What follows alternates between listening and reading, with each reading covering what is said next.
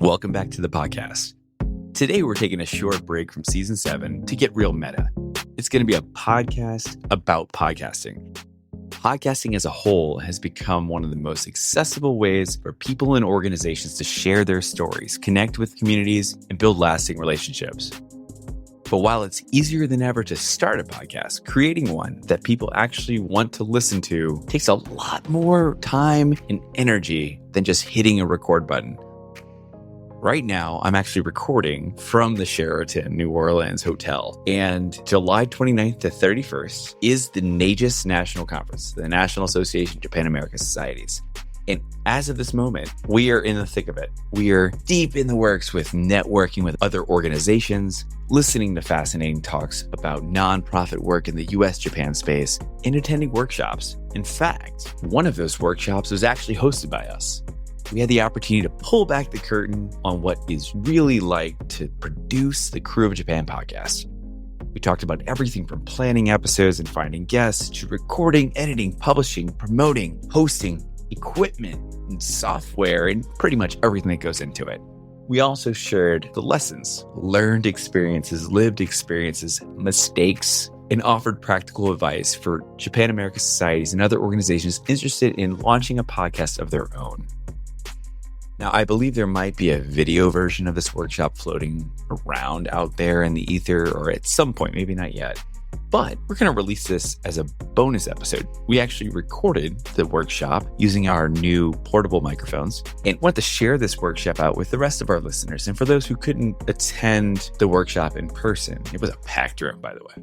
We'll get to that later. But anyway, let's just jump into the workshop itself. And apologize again if there's some audio discrepancies from what you're used to on this podcast. We're trying something new out. Work with us here. But let's go.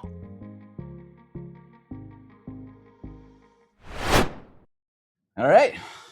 You got this? Sure, why not? Hi, my name is Jennifer Torres. I'm one of the co-hosts for the Krewe of Japan podcast. With me is Doug Tassin, another co-host / producer for the podcast. We are Krewe of Japan podcast, a weekly podcast where we take you on audio journeys through Japanese culture. If you are a listener of the podcast, you've probably heard us say that several times because that's how we start an episode. It is. And we've been around since pretty much, like, this was a COVID baby. This came out pretty much like we're looking for ways to engage our membership, find new ways to interact with the community, give value to our membership with some type of programming at a time when people really still at that point couldn't really get back in person and do a lot of stuff. So this was really something that came out of it. And actually, we're recording this episode, by the way. So for all the listeners out there, we're probably going to release this tomorrow. All the listeners out there, you're missing out on like a 500-person audience where I apologize if there's a lot of background noise or anything like that. So just giving you guys a heads up who are listening from afar. But yeah, we really have just kind of popped up over the last, at that time, it was really just, there's 4 of us. Yes, right? As you can see from our logo, there is 4 Daruma. And, that's probably one of the biggest things we want to emphasize with you starting your own storytelling media is that you want to have a team because sometimes it won't work out. And that is, now we're down to 2. Yeah. It's just the 2 of us, buddy. I know. It was, again, a group of 4. Nigel, he actually had to leave New Orleans for work purposes. And then Maddie, who, again, just had a lot going on in life. Things happen, right? Yeah. So now it's just us 2. Yeah. So again, as Jen introduced, my name is Doug Tassin, co-host and producer. Here's a little blurb about me and some of my favorite things. Japanese food, I appreciate the finest of delicacies, pizaman and jagoriko. Karaoke, I sing Koniyuki. I don't know if anyone is familiar with that song, Remio Romain. Okay, it was big, 20 years ago. And my favorite convenience store is 7-Eleven. Dang, I'm a Family Chiki girl, so Wow. Family Mart is my jam when it comes to Japanese convenience stores. But I hope that mine isn't too basic. I like sukiyaki and tonkotsu ramen. And then for karaoke, I stick with English as much as possible. So Maroon 5 and Linkin Park, anything like that is my jam. But yeah, so that's a little bit about us. But Doug is going to talk to you more about our statistics and how our growth is going. Yeah, so we have actually a media kit that's on our website, which is on the QR code on the back of this business card up here. If you want to grab one, if you haven't already, you can look at these metrics in a little bit more detail. That's a live document. I update it every so often with updated metrics. But one thing we want to show, because this is what we also put out there when we send to solicit guests, we want to let them know, hey, we actually do have a listener base. We do have a pretty substantial downloads within first day. Again, we're audio only. So a lot of things nowadays is a very video heavy. Like you see a lot of podcasts that are video centric, that are interviews, and they have the split screen and all that stuff. We just do audio. Again, we're a volunteer organization that has barely enough energy to do audio. Adding a video component would just... It would be a nightmare. I would quit. But yeah, these are just some of our metrics, though. We actually just hit earlier this year 50,000 downloads on Simplecast. That does not, and a lot of these metrics don't really count YouTube except for the bottom row of the growing the podcast section in there. But you could see it started slow. It started small, and then each year kind of grew up, except for the timing of 2024 was unique because that's when we introduced YouTube. So we had a lot of people who were downloading now going to YouTube to listen. So you had a mixture of what looks like a dip in downloads, but then a spike in YouTube. So that was, through there, just growing organically, and a lot of advertising and whatnot for on social media and things like that, or just word of mouth. That's another thing too. Also, with the guests share out the episodes, that helps out a lot as well. But that's pretty much it. Now, we were mentioning guests, and that's what we do. Our podcast is, we do have episodes where it's just Jen and I just shooting the breeze, chit-chatting. But a big portion of our podcast is guest-oriented conversations. So we have a lot of guests, and some are big names, some are not. And we are still shocked that we get some of the names we get. And they're from different walks of life too. Yeah, that's the beauty of our podcast. You want to make it as general and broad as possible because you don't want to limit yourself too much, because then you're not going to have enough material to go on. So just saying that we are all Japan podcast is great because we have a lot of avenues that we can pick up on. Yeah. As you can see. and some of the names, I'm not going to list out all of them. And, because again, this will be out there. We'll get this slideshow over to the folks at NAJAS to distribute. But, we had Konishiki Yasukichi, who's a former grand champion of sumo in Japan, Hawaiian-born sumo wrestler. Yu Hayami, who's a city pop idol, an entertainer, still performing today. Jerome White Jr., who's a former enka singer, back in 2004 or 5 area. That's when he was kind of big. I don't know, Japanese language learners in here. I don't know if you've heard of James Heisig, he did the book on remembering the kanji. It's a big book series. A lot of language learners stumble across that book at some point during their language journey. And we, again, cold emails are really how we work here. Happened to just send him an email at his university email address. No clue if that's going to work. I think he was a professor emeritus at the time, so not really teaching, doing research here and there. And he replied, and kind of just really, things happen. Matt Alt, who was actually doing the keynote speech later, he was our first guest ever, and he comes on pretty much every season at this point. Every season we have him come on now. So. Yeah. So again, there's a bunch of names here. We do have local guests. Matt has been on our podcast speaking about Lafcadio Hearn and his impact. Ina is on an episode this season talking about J-Leap. Yes. So if you are interested in the J-Leap program that we just talked about in the other room, Ina comes on to share her experiences and how she's really kind of connected to the community here in New Orleans. So a lot of guests that we have on the podcast. Down. Wrong arrow. No, I was hitting down. There we go. All right. Greatest hits. So as I mentioned, we have 50-something thousand downloads. But, our top performers we have listed out here. And some of them surprising. Some of these, like a season 1 episode, like that was really big because he was a language YouTuber who had kind of a big following, shared it out, and a lot of people downloaded it. It's just kind of, it tracks over time, just builds up. But we've had episodes from more recent seasons. For example, our one with Jake Adelstein about the Yakuza. I don't know if you're familiar with the TV show Tokyo Vice, which is based on his book. We had him on to kind of discuss just the Yakuza past, present, and future, just kind of the setting and kind of just talking about that in general. But yeah, some of the more recent episodes have been gaining traction, whereas, like, again, the top 3 are very early on, but there are some that just spike, and you don't know when that's going to happen, and a lot of factors come into play. Yeah. In terms of listeners, I mean, we're based out of New Orleans. We want to do a podcast that's, when we started this, it was more going to be talking about Japan with a New Orleans flair to it. I don't want to say it's deviated from that, but like we've also added different elements to the podcast along the way that has allowed us to grow just outside of the New Orleans area, but around the US and the world. As you can see, 47% of the people who listen to our podcast or download, and this is only from Simplecast, not counting YouTube. So I haven't really dug too deep in the YouTube metrics, but we get listeners from Japan, Brazil, UK, I mean, all over. You'll see India, like Malaysia, like all over the world. So it's kind of crazy seeing that, and people are listening to my voice in different countries, and they're like, "Oh, that guy," because I've had people like message and say, "Oh, we really, really enjoyed this episode or that episode," or comment, and then you see they're commenting from like Chile or Canada. It's just all over the world, and it's the one cool thing about doing this type of work with the podcast was that you really get to meet a lot of people and interact with people that have similar interests or want to learn more about the topic you talked about, that you can maybe share some information or connect them with somebody. So it has really, in addition to becoming a creative outlet for us, it's also become an incredible networking tool just for meeting people in that Japan adjacent space. And then top 5 platform. No one cares about that. So I'm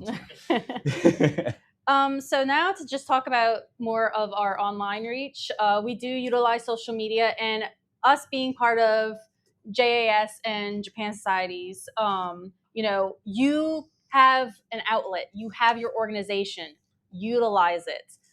We utilize our Japan Society of New Orleans network as well, with, both combined social medias, Facebook, Instagram, Crewe Japan. We have our own LinkedIn, Blue Sky, everything. Yeah. We have everything. So that adds up to, who we have the reach for. And then also our email list. We even sometimes email, hey, the season's premiering, check it out. Recently, I just tagged the Crewe Japan podcast onto a book club meeting notification because it had to do with the podcast. It's all linked together. So try to utilize your own organization as much as possible when it comes to that. So yeah, the mailing list is like 500 plus contacts, including, other fellow organizations. We are lucky to have so many supportive Japan Society of Americas, helping out with, our reach as well. Does anyone here work the Instagram accounts for your respective Japan society? Okay. I apologize if I've randomly tagged you on posts. That's actually one of the ways. A friend of mine does like influencer work. Yes. And he was saying, one really good way to extend your reach is when you come out with an episode that you want to share with people who are maybe interested in that area on Instagram specifically, you can tag up to 20 people. Yes. And ever since he told me that, I started doing that, and it gets, not always, not everyone sees it, but it does allow someone who may be interested to share it out. And that opens up the door for extended reach. In addition to that, one thing on Instagram that we started doing probably 2 or 3 seasons ago is tagging folks as collaborators. Mm-hmm. And there's a collaborator tag that you can put on someone, which essentially will share the post that you create and that you're sharing on that person's feed as well. So it's not like someone puts in their story, it's there for 24 hours and gone. This is actually something that will go up and show as a post on their feed. And it will tag them as one of the contributors. Which, again, if you have someone that has 300,000 followers on Instagram, that gets 300,000 eyes on that, maybe theoretically 300,000 eyes on that post that we didn't have. So sometimes we've had the fortune of that, or now their Instagram's added stuff where they can kind of retweet or whatever, reshare. So it's that's not just linked to just Japan societies, all around the country. We did that for an episode. You did that for an episode, the taiko drums. Oh, you tagged like almost every taiko drum organization in the US that you could tag. It worked? It did work. It did work. Yeah. So I apologize again. If you run a social media account for your organization, I may or may not have tagged you. So I apologize. I'll probably do it again. I'm not gonna apologize for doing it. I'm gonna apologize for the notifications. Yes. So yeah, utilize your social media to, broaden your reach for listeners, of course. And again, Andy too has been very supportive of the podcast, of our organization. And I think he tries to share out on LinkedIn as well. So leaning into that network, I think, is something that we've done more recently, and as we've learned along the way. I mean, neither of us had podcasted before ever. And doing this kind of social media engagement, I post on my own personal accounts and stuff, but same. Doing something like this is different. It requires a little bit more effort, energy, time, but like a strategy that you really need to kind of think through. And then we learned along the way.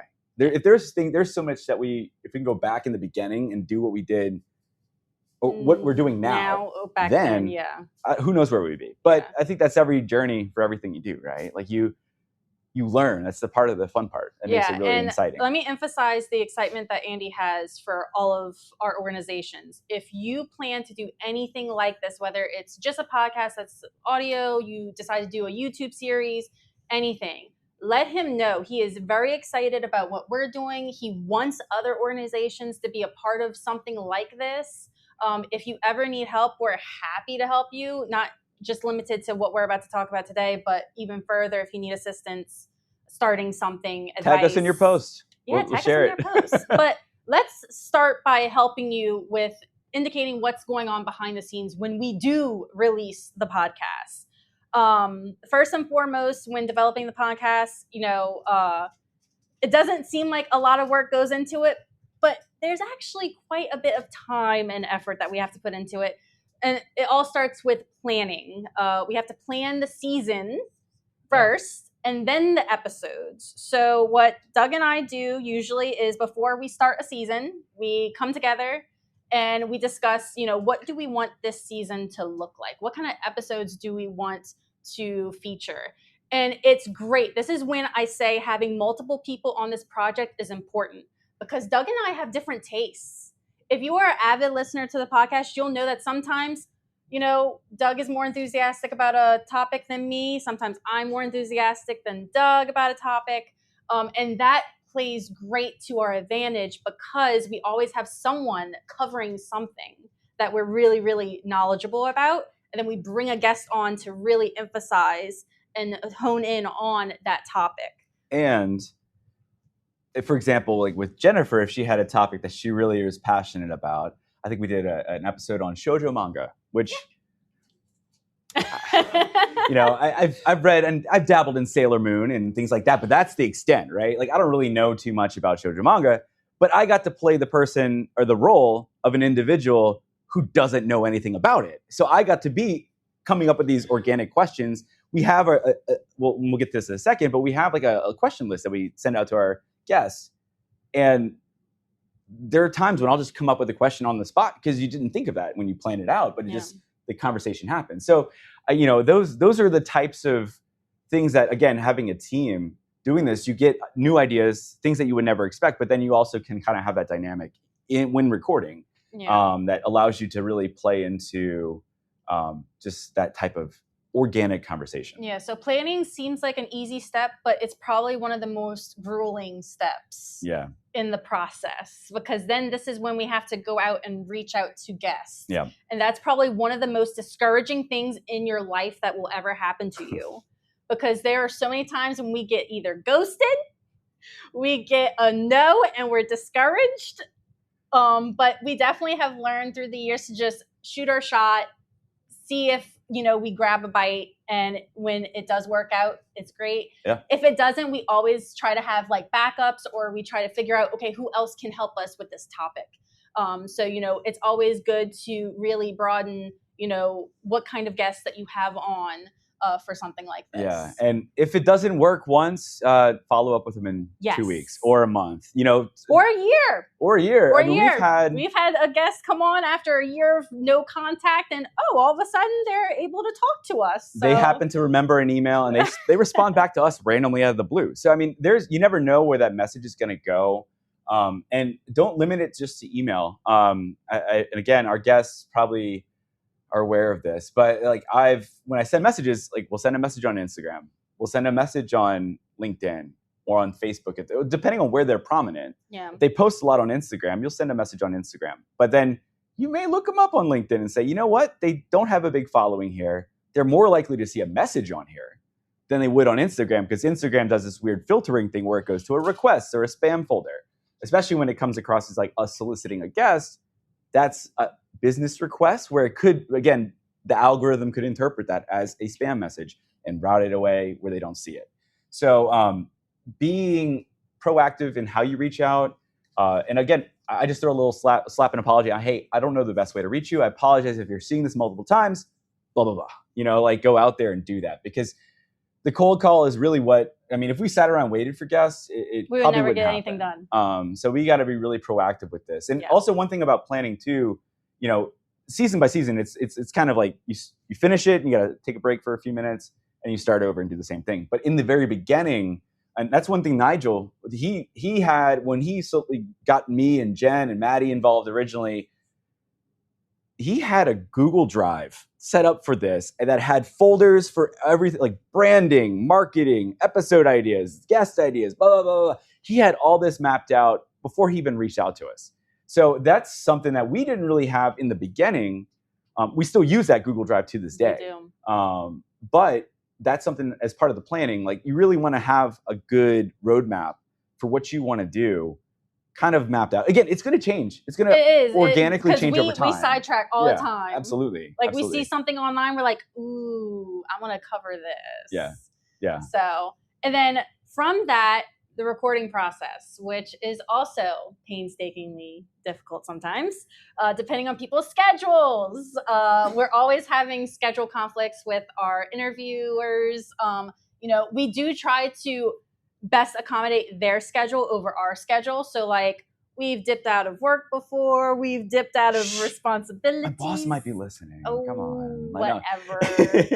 But we definitely prioritize the guests, especially since they're coming from all places. We have some that are coming from Japan, so we're working on different time zones, different schedules, different availabilities. So it's definitely a struggle sometimes. But we recently used something called Calendly.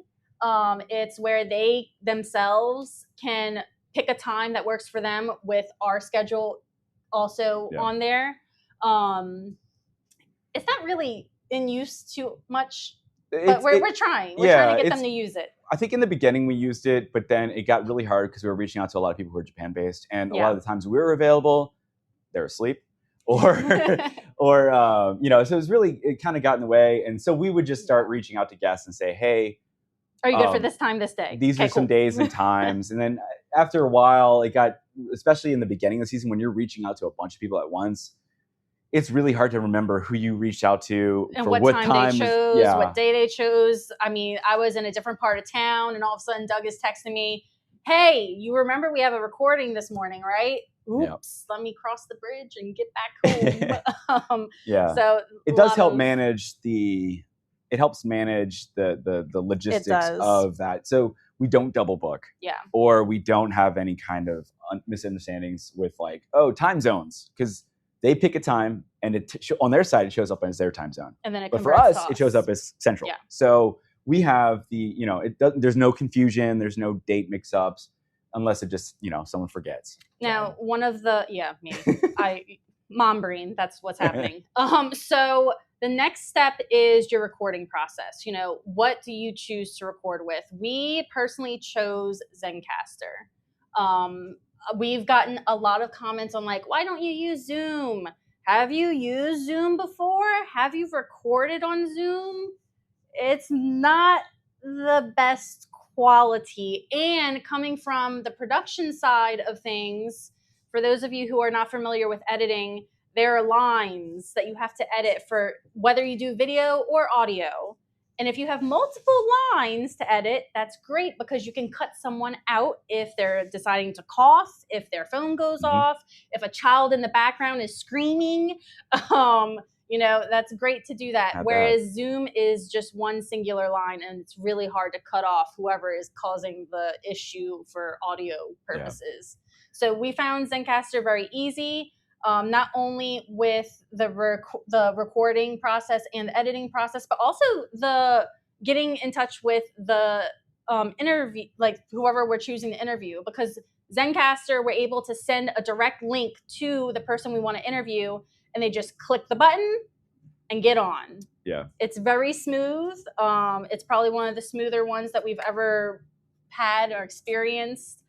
So that's kind of what we use, and we love that it backs up everything on a cloud. There's one time we actually recorded an interview with someone, and this episode hasn't come out. It's been in the vault for 5 years just because oh my gosh, that one absolute production nightmare. Not bad. We recorded the interview in Japanese with the translator, and our guest was very passionate about the topic, very passionate, but did not really pause often for the interpreter to directly translate what was being said. So we got cliff notes in there for the long Japanese audio, which we've had episodes where we overlay the English on top of the audio, like lower the volume and overlay the English on top of it. But then we'll also release a separate one where it's like Japanese, English, like separated out, because some people prefer that.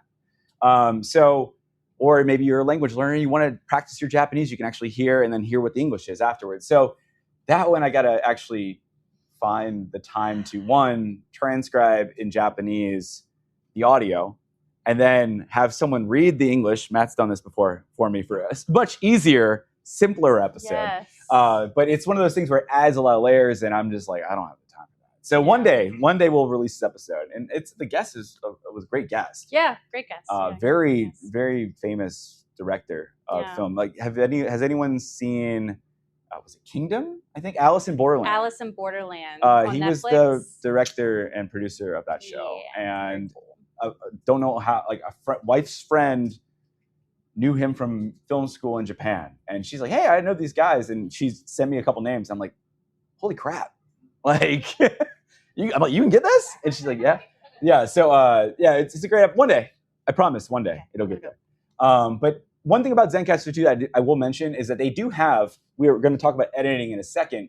It has a lot of post-production tools as well, if you choose to use them.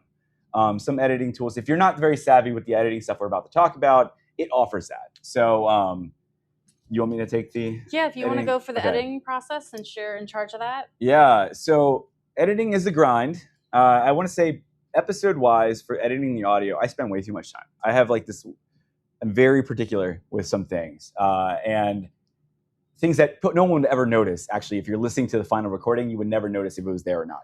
But I have this thing where I have to go through it. So it takes me, I want to say 8 hours for a 50-ish minute episode to edit for just the interview. And then we got to do the intro and outro afterwards. Yeah. So it does take some time per episode. It's a grind. And we use, there are a lot of AI tools, and you can maybe pay somebody to do production for you, save yourself the energy and your sanity, and get somebody else to take care of that piece. But if you are looking for some kind of manual hands-on approach where you get to play with the audio and you get to do a lot of fun stuff with it, I use a program called Reaper that you can have unlimited lines of audio wave lines and stuff in there, tracks, and you can kind of stack things. And if you need to delete stuff, you can delete it, shift audio, remove the dead noise, remove backgrounds. Maybe someone's on a cell phone, it's kind of like hollow. There's like plugins you can use to kind of like enhance the audio to make it sound less hollow. It really cleans up audio really well. I love it. It comes with a 60-day free trial before you buy a one-time license that's like for your device. $60 for an editing program one time nowadays where everything's subscription-based is incredible. So if you have the opportunity or looking for some kind of audio program, I definitely would recommend Reaper. There's a lot of great online tutorials as well, which I'm very familiar with on YouTube. I still use them to this day every once in a while. But yeah, so between the Zencaster's individual tracks when we record, Reaper's like built-in like effects catalog and like YouTube's audio library, we are really able to put together an episode using a lot of tools that are, pretty available to everybody. If you I don't know if anyone's ever looked at YouTube's audio library before. It's in a different section from like just YouTube. You have to go in like content, I don't know, creator or something. Creator. You have to go in the creator section, and then there's an audio library. It has sound effects. It has music. It has a lot of stuff, a lot of different genres. So some of it sounds a little generic every once in a while, and maybe you've seen it or heard it before in a YouTube video because it's free to use, and it's all licensed to be used on YouTube and like this kind of distribution. But again, editing is probably where the bottleneck happens. And I speak about bottleneck because we released 3 episodes this season. 3 episodes are done. Mm-hmm. I have like 5 more episodes to edit, and I haven't one of them started. But it's going to be a grind, right? So that it definitely is a one-person endeavor. So if you have someone that loves this kind of work, they're sadistic, they love editing, this is a great opportunity to get them involved in your organization and say, hey, we're looking to kick something off. We would love to bring in an audio engineer or someone that loves doing this kind of stuff and bring them in. And maybe they never would have imagined that Japan Society would give them that opportunity to dabble in something they enjoy, a passion. Yeah. And then for scheduling the season, we do have like the brainstorm. We do have the sheets that we go back to. But of course, news happens on the fly sometimes, where we have to mix up some things, move around episodes that maybe we were thinking about premiering later in the season, but now it's being jumped up because of news-related things. We did that with our, the one that I come to mind is the Japanese politics one. Yep, that's one I was thinking of too. Yeah, the election was just happening, and we're like, everyone's looking up that kind of topic right now. Let's push that one out now and push everything else down. Oh, we actually didn't even have that episode scheduled. Yeah, we reached out to our guests like that when that was all going down. We reached out to him. He was actually about to leave for Japan in like 2 weeks, so we had a very short window to get something on the books. Yeah, it was very spur of the moment. It was quick turnaround. But that sometimes is how it works. Yeah. So if like a topic is blowing up online, people are searching for it on Google, that is your cue to cover that kind of content, that topic. And it greatly helps, the reach that you do get. And then we also make sure when we do seasons, we're a 20 episode per season with a mid-season break in between. We make sure that we at least have crucial things in each episode. We love to cover travel, so we have to have a travel episode in each season. We love Japanese language, both of us. So we always try to do some kind of language episode. Because we're based in New Orleans and we like to make that connection, and we try really, really hard to do that. And so far, been successful. We try to do some kind of Japan-New Orleans relation kind of episode, whether that's through the love of jazz or historical references, anything like that. So we do try to cater to a few topics that we always have in a season. And these are topics that either we consider are important to showcase or we know listeners love. So like we know listeners love Japanese language topics. So we always have a language episode in each season. So that is also something to consider when, thinking about what kind of content you're creating. Do you have anything else to say? Yeah. And also we have it listed on here. We book and schedule everything out on our hosting website. It's a website called Simplecast, where you can essentially go in there, you upload your audio clip, the episode, and then you type up all your show notes and everything. And then that pushes out to all, you have to specify what platforms you want to use, but it'll push out to your Apple Podcasts. It'll push out to your Spotify. It just recently, a few years ago, if you link up with your RSS feed to YouTube, you push it out to YouTube. And what the cool thing with YouTube is that they have a section where you can actually put a thumbnail in your episode on Simplecast when you're creating the episode. You put a thumbnail there, it'll push that thumbnail out with the episode to YouTube, and YouTube will generate a video using that thumbnail. It's not going to actually be a video of us talking, but it's a graphic with the episode title, name, image, or something that will show throughout the recording. And it creates a video for you, saves us a step. Because in the beginning, we were taking the audio and Jen was creating a video. I was creating the video and it was awful. I hate editing. Oh my gosh. Yeah. So yeah, don't do that to yourself. So it's just one of those things that it makes it very simple to do that. And I think a lot of hosting websites probably do that. One thing about Simplecast I will mention is that they do have a nonprofit discount. And we have it set up. I want to say it's 25%.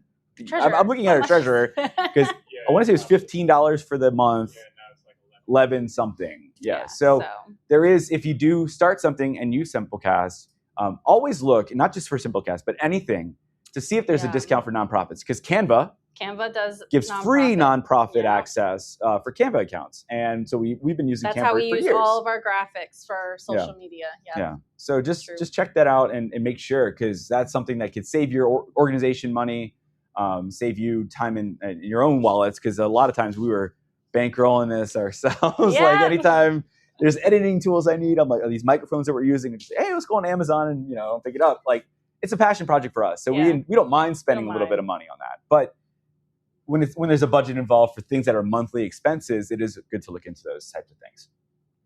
And one thing before we mess it on there, consistency is key. Jen mentioned we have this like kind of cadence, but don't be afraid if you don't have the bandwidth. Like right now, if you're getting slammed with work and you can't edit that episode for Friday, like tomorrow,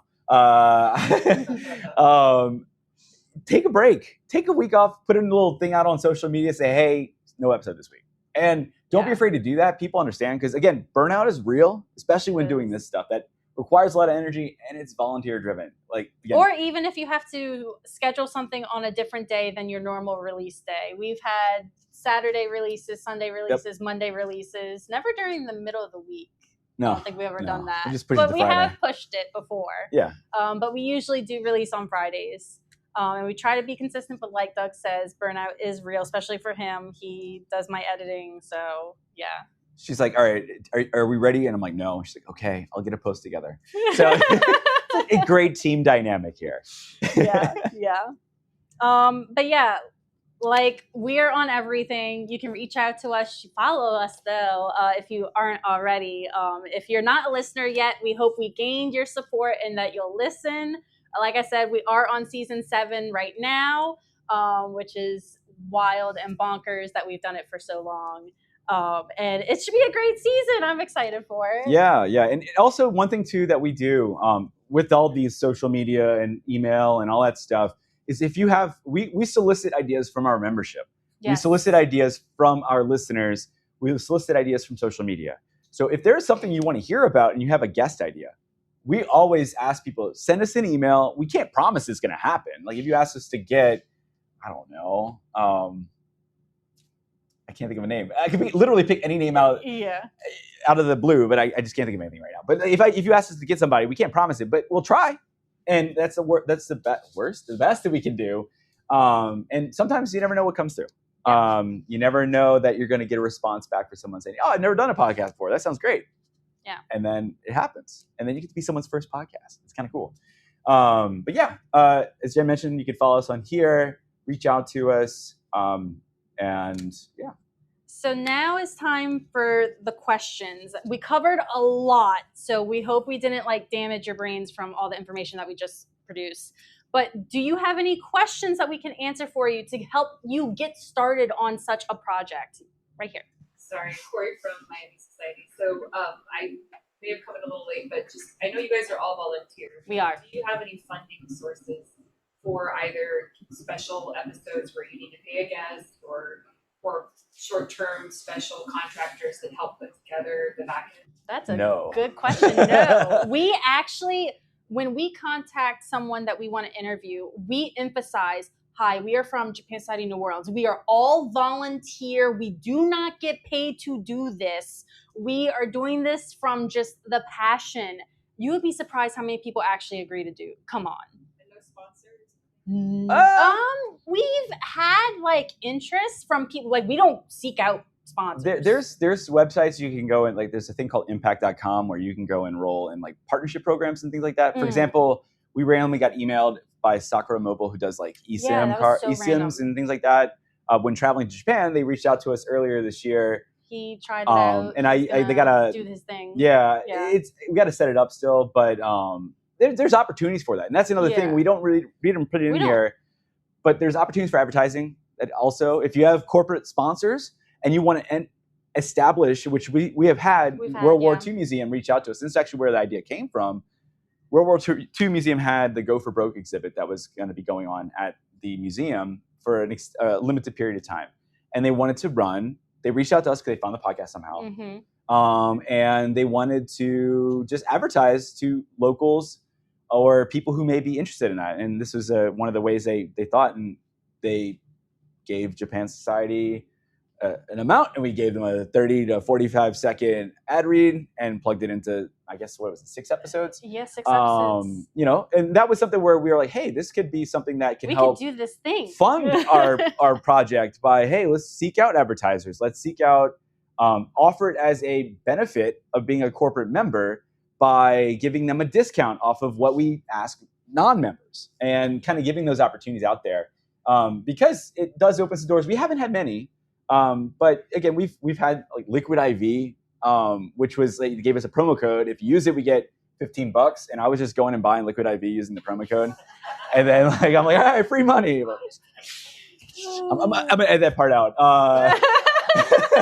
No, you won't. I'll just put a little bleep over it. But yeah, like you could go and use that. Those are opportunities to really bring in revenue to your organizations and kind of do some creative stuff and plug that into your episode. And it does add some layers to, I know YouTube says, does this have any paid partnerships or things like that where you have to flag the accounts for having ads? But you don't have to necessarily plug in the episode. You could also do it on your Instagram or social media. So on that, do you partner with YouTube to get some funding or anything? Because I know they have, if you have so many subscribers. We're not anywhere close to there yet. we our YouTube again is fledgling compared to other social media. And so like we emphasize, we are audio-based podcasts. We do not do video at all whatsoever. Nor do we even think we're going to go to that step, honestly, because we are all volunteer and we do not have time for that. Yeah. So for those of you who are considering doing video content, that's something to consider. YouTube does have monetization options. I don't really know. It's never gotten to that point for us to really look into it. And probably video on YouTube does better, obviously, than audio on YouTube. But, we just kind of utilized whatever we had. Yeah. So my second follow-up is about, do you have interns or anyone that helps you? Help. There's no help. Yeah. Well, we had two other people in the beginning. We did 2 other people in the beginning. Yeah. Which kind of helped. I mean, everyone was doing a job, and then all the job became us too. So, So a lot of the social media posts, we have one person doing social media for Instagram graphics, and for example, Maddie designed our logo. Yeah, she's the reason we have this awesome logo that has become our brand. And Nigel in the beginning was the editor. I took over editing at the beginning of season 3. Never touched editing before in my life, and had to learn on the fly. Because it was either do or die. Yeah, it was he either had to take it over or we quit at season 3. Yeah. So I was like, all right, well, I guess I'll learn how to edit on top of work and parenting and stuff. Yeah, Donna. First of all, let me tell you, congratulations. You guys have done an amazing job. Thank you. I'm Donna Fresh. I'm sort of from the chapter, but I'm the Honor Consul of Japan for New Orleans and Louisiana. So I am just so honored to know that we have this resource here. You guys have done such an expert job at it. Thank you. Are you able to, and you may have sort of mentioned your audience and how you reach your audience in these very different ways, but do you have an actual calculation of the number of, I don't know if you call them hits or whatever, that you get and your audience, and do you collect it as part of your so that's the people that you go back to? And then is there a way, because at some point, as you indicated, it's in space, it just goes on. It's kind of in space. Yeah, it's kind of in space. We don't really have a way to get back to the same people who listen. That's kind of an algorithm thing. And we have no control over algorithms, as some of you may possibly know if you do social media for your organization. What we usually use that for, and we kind of talked about it earlier, is we use it to just tell guests, hi, we have this amount of reach. You know, we are a nonprofit organization. We are all volunteer, but we have this reach. We think we can help you, you know, reach more people as well. And they'll come on and, you know, be a guest. Simplecast and YouTube both have a robust like reporting metrics that you use. I don't use them as well as I should probably, but there are ways to measure like audience like details. Now, obviously, you don't know exactly person A is listening to this episode every single time, but you know that there's so many hits coming from New Orleans. You know that there's so many hits coming from Lafayette. You can pin it down to like kind of regions and different spaces. Pretty much you can make your thing as big as you want it to be.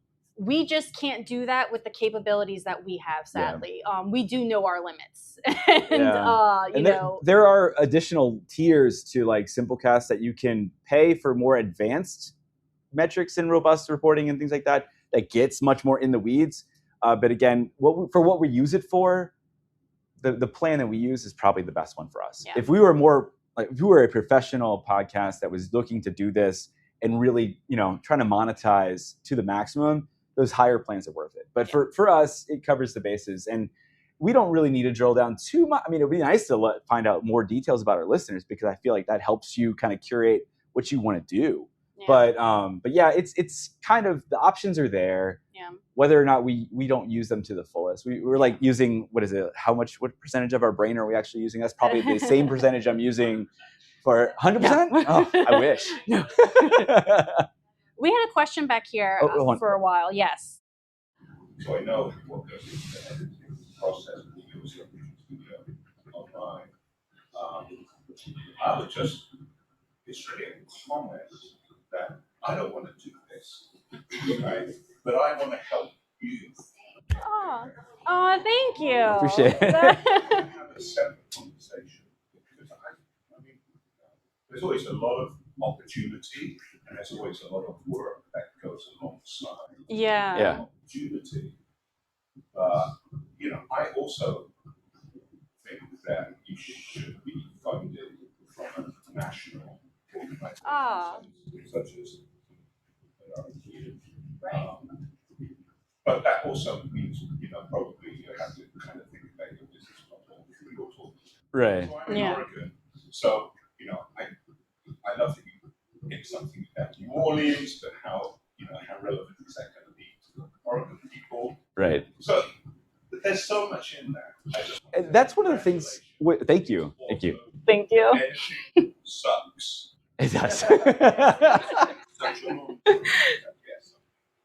And we all are searching for speakers all the time, so we know the pain also about finding a speaker. And I think there's a lot of resources for you here. Like I got Matoko Rich when she was at New Times in Tokyo through a Twitter request. Yeah. Nice. So I just, you know, make the most of the contact here and then send the other time. Awesome. Absolutely. Great. Thank you so Thank much. You. Yes. Okay. The 3 questions are very short. Okay. Number 1, can I get a list of your slides? Yes. Okay, I will do that. And actually, it's actually on our link tree, which is on our card. After the panel, you're more than welcome to come up and get a card. Scan that QR code. Because we have it out for the public to see all of our slides already, because we use that as part of our kind of like media kit when we're seeking guests or even sponsors.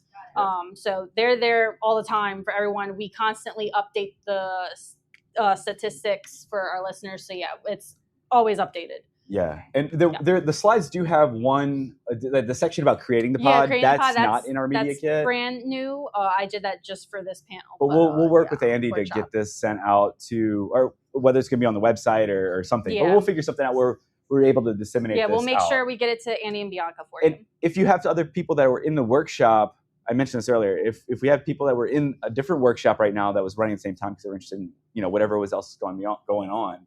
We are recording this microphone right here. It's a fluffy microphone. Yeah. We're recording this. And as I'm drinking old fashions tonight, I will be editing this, and and It'll come out tomorrow. hopefully coming out tomorrow. Maybe one of those Saturday releases. We'll see. But we'll have this episode coming out for people who couldn't attend that maybe want to learn more about this, because I did want to try to take advantage of the opportunity that we're speaking about this. We had questions about how to do this kind of thing. Yeah. Sorry, that makes me shorter. That's okay. And okay, you could just give me 2 numbers. Okay. How many hours a week do each of you, on the average, spend on this? On the podcast alone? Yes, just a number. Yes, on this project, on doing Per week? podcasting Per week. Yeah. It's really hard to tell because like I'll be doing something at work and then I have like an idea. Right. And I text Doug, I'm like, I just had an idea for an episode. We should do this. Right. Here's who I think we could get on. This would be great. Right. And he'll be like, oh yeah, let's like add on to that topic and do this. So like, it's hard to tell like how much time we actually spend because we're already. So I'll give the editing numbers and social media, because I do the editing and then the graphics that you see, like the reels and stuff. For when we do 2 per week, and I want to say I probably spend. It hurts to say out loud. Probably 5 to 6 hours on the reels, whether it's coming up with the idea, like kind of looking around, get inspiration. And at this point, I have parts that I've already kind of can plug and play for things. I can leverage past reels and take pieces from there. But there's like a background image or something moving or something that's related to the content of the episode.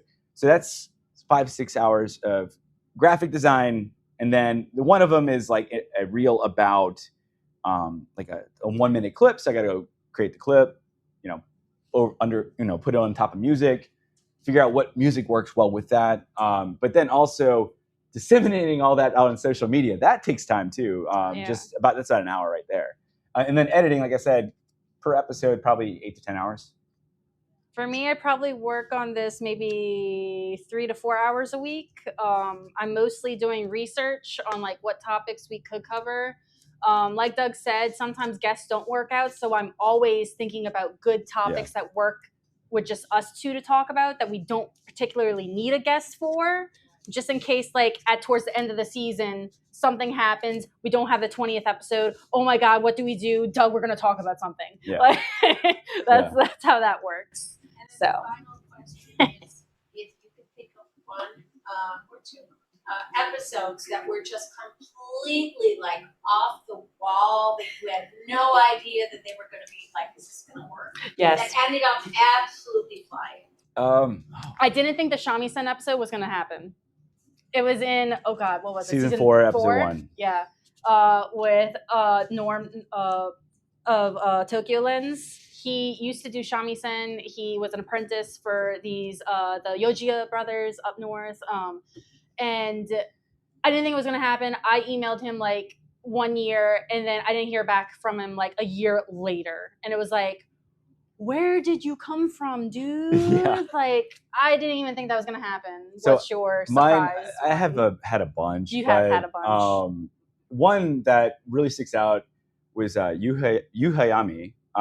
We wanted to really do like a city pop episode. She's technically not city pop, but it kind of gets lumped in there now on like Spotify playlists and stuff because she's from that era of like music. So I followed her on Instagram and like I would see her post. She was doing like a radio show. And I just happened to comment, oh, if you ever want to do a podcast, we'd love to have you. And then 2 weeks later, I get a notification, a comment reply from Yuhayami. Oh, I'd love to. And I'm like, holy. Yeah, so comment on people's things when you do your you never know. Media. You never know. And then, I had already DM'd her on Instagram. But again, Instagram's not great with DMs. Like it just goes to like some kind of like random spam folder sometimes, especially when they have a large following. So I had DM'd her. She didn't even respond to that. She just responded directly to the DM from the message. And I had to like kind of regurgitate some of the stuff I had already said. But it was like, I wasn't expecting that. Yeah. I just completely, and that was unfortunately, Jen couldn't be on that episode. No, that was I couldn't. That's another reason why it's so good. Yeah, it's so good to have multiple people on a project because then he could just do a solo episode, maybe bring in a friend that knows about the topic. Yeah. I've done solo episodes before. He's done solo episodes before. So like things happen. So that's why it's so important to have multiple people on a project. Yeah. But good questions. Thank you so much. Yes, when I hear. I'm interested in what process is on storytelling specifically, because I'm sure when you pick a guest, you have an idea of like things that you are personally interested in talking about, but I'm interested in how much time do you allot to, because I haven't listened to your podcast, I'm sorry. It's okay. But I will. We forgive you. You have a new listener, but how much time do you spend like explaining to the audience who a person is, or letting them let them explain who they are, what they want to share?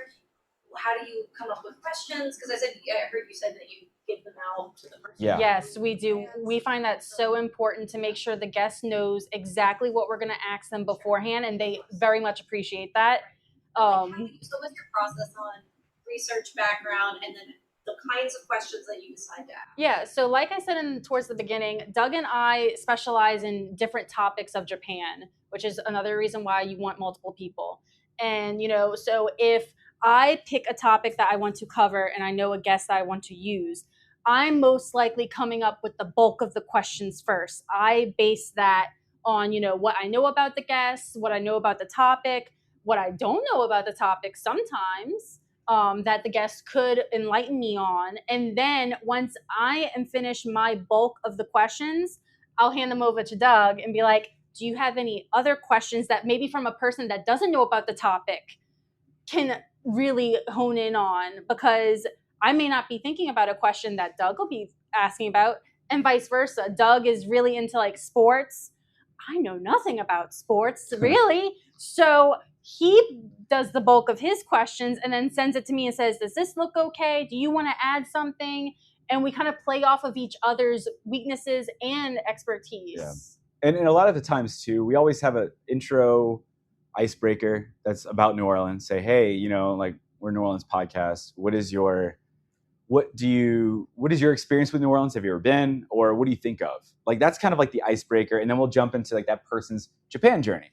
Now, if they're Japanese, we say, what's your, career journey or something like that. And then from there, we get more into the weeds of the topic.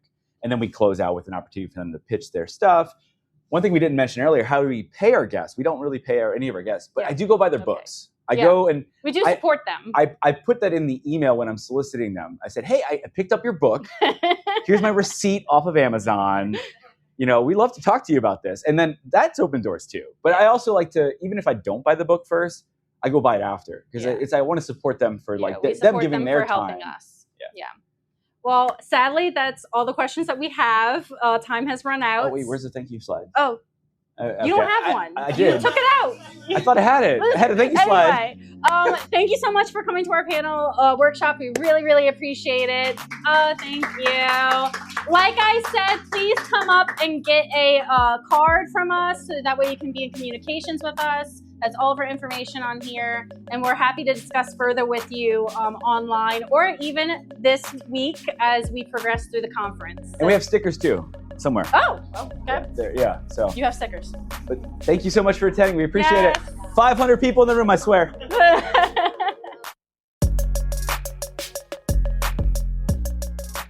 And that's it for today's bonus episode about podcasting on a podcast.